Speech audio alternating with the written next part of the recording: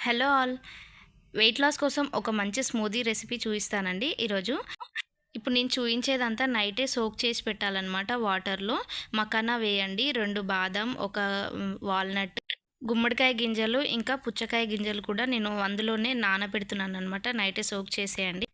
ఇందులో వేసే lotus seeds నుండి తీసే మకానా కూడా చాలా బాగా యూజ్ అవుతుందండి వెయిట్ లాస్‌కి.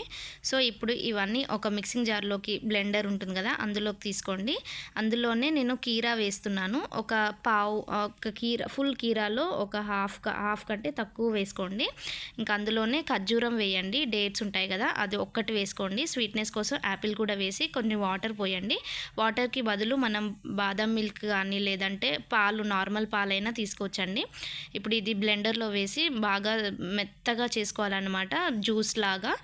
సమ్మర్స్‌లో ఎర్లీ మార్నింగ్ తాగేయండి. కొంచెం ఎనర్జీ లాస్ అవ్వకుండా ఉంటుందన్నమాట. ఓకే. Thank you.